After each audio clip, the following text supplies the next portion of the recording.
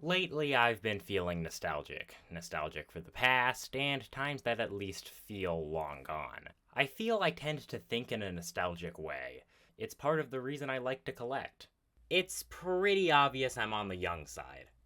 I was not even close to being born in time to have nostalgia for the Atari 2600 or VHS tapes, or even most of the consoles I have.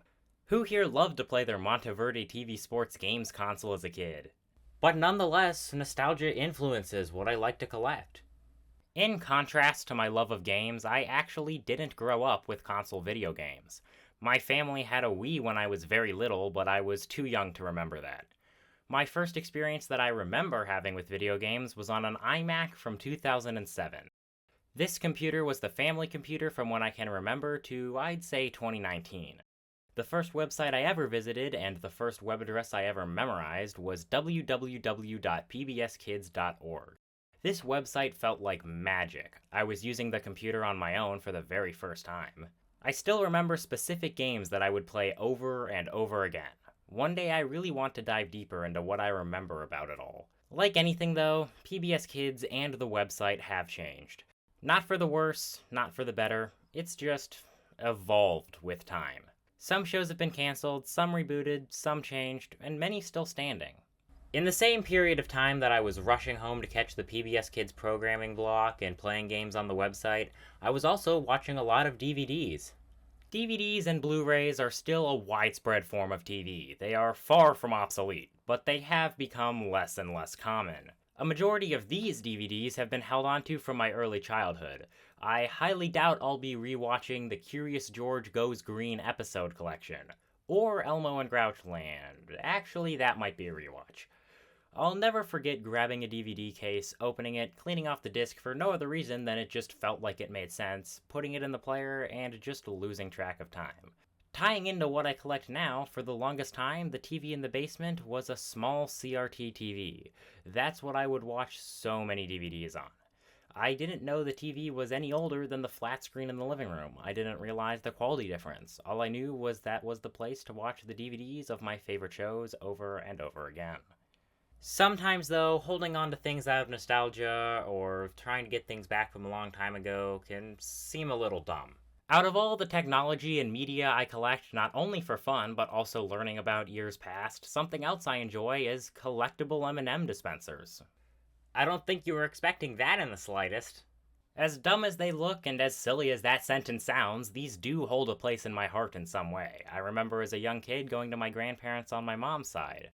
They had a good few of these, and they always let me use them, so just having these on my shelf, even when they don't have candy in them, reminds me of a much simpler time.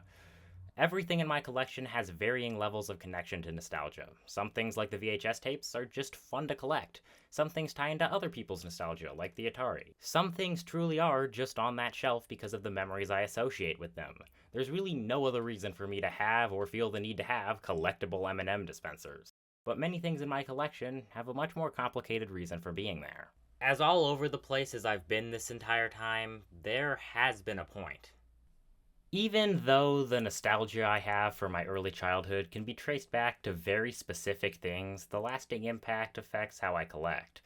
While I'm not really nostalgic for most of the consoles in my collection right now, there are a couple that people I know or people in my family are definitely nostalgic for.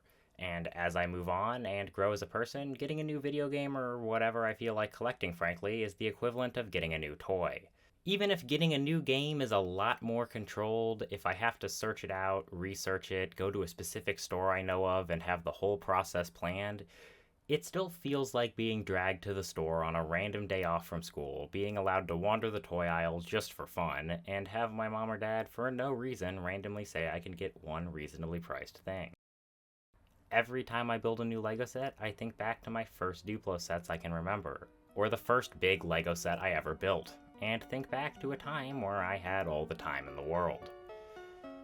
Time is going forward. The world is moving. I'm having to move on. It's weird that I'm having to think about applying for college, that this summer is slowly coming to an end. I've had to start accepting a lot of things, a lot of change, some for the better, some for the worse, some I still don't understand. As I've continued to grow up, some things have been left behind, some things have been lost, some things just stopped being as important.